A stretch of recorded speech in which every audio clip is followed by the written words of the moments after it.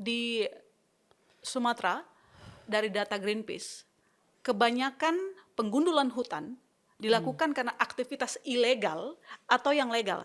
Kita nggak usah ngomongin yang benar atau salahnya dulu, karena Betul. tadi mau legal pun ternyata kan juga merugikan lingkungan gitu Betul. dan merugikan ekosistem. Betul. Basic sekali itu harus diketahui oleh semua orang. Betul. Begitu. Lebih banyak yang legal apa ilegalnya? Kedua-duanya berkontribusi gitu ya. Tapi kalau kita lihat penyumbang deforestasinya, itu adalah deforestasi legal.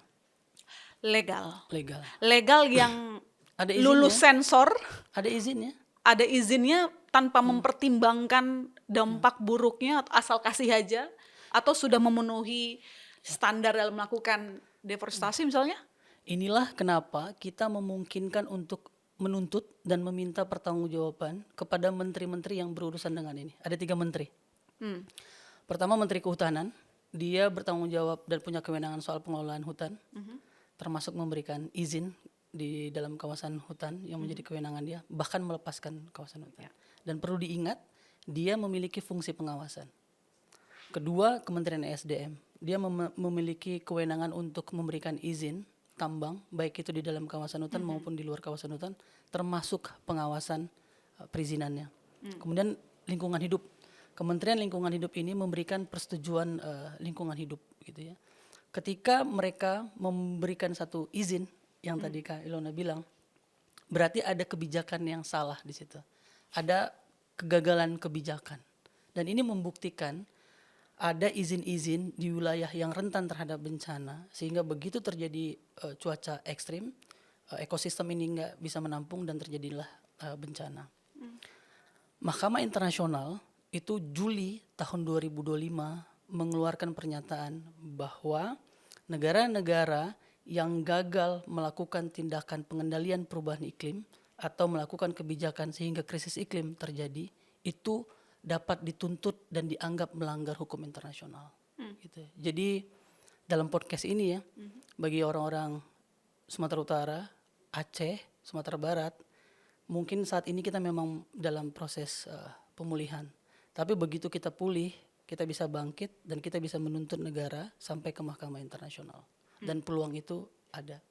Dan pemerintah harusnya sudah bisa nantinya harapan kita mendeklarasikan perusahaan-perusahaan apa saja yang menimbulkan kekacauan di Sumatera dan siapa pihak-pihak yang memberikan izin. Betul, harus bertanggung jawab. Kalau perlu izinnya dibatalkan, cabut izinnya. Apa susahnya gitu ya. Kalau kemudian itu memang bersalah. Prabowo pernah melakukannya kan di Raja Ampat, 4 izin dia cabut. Kenapa dia takut melakukannya di Sumatera Utara? Anda punya bukti kalau aktivitas deforestasi ataupun legal dan legalnya pembalakan hutan itu merusak lingkungan. Perusahaan apa saja sih yang terlibat dari data Greenpeace yang ikut merusak Sumatera? Ya, kita menyebutnya begini ya, kalau merubah bentang alam gitu ya. Mereka merubah bentang alam sehingga terjadi deforestasi, terjadi pembukaan lahan. Di wilayah atas Batang Toru itu ada satu perusahaan emas, itu Agincorp gitu ya, mereka membuka lahan. Walaupun mereka bilang bahwa ada bantahan gitu ya, bahwa mereka tidak menyebabkan bencana. Itu perlu diuji bantahan itu. Ini kan satu ekosistem di wilayah DAS. Wilayah DAS itu terhubung. Makanya kita meminta harusnya Kementerian ESDM, Kementerian Lingkungan Hidup gitu ya, memberikan pernyataan dan melakukan evaluasi terhadap izin-izin yang ada di situ. Lalu kemudian ada beberapa perusahaan perkebunan kelapa sawit di situ. Lalu kemudian yang di wilayah Batang Toru, walaupun itu adalah pembangunan pembangkit listrik tenaga air ya, dan itu kan renewable energy. Tapi kita perlu tahu bahwa transisi energi itu juga harus berkeadilan pada warga.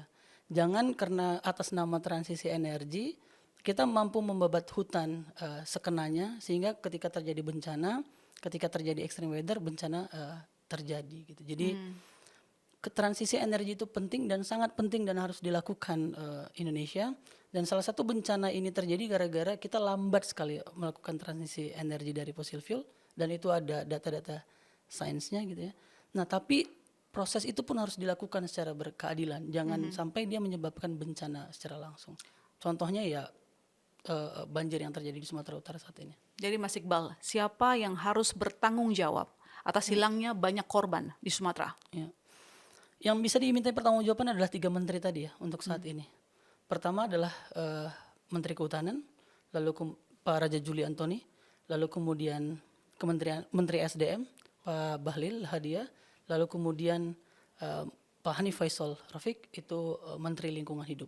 3 menteri ini adalah orang yang paling bertanggung jawab terhadap bencana yang saat ini terjadi, baik itu di Sumatera Utara, Aceh maupun di Sumatera Barat.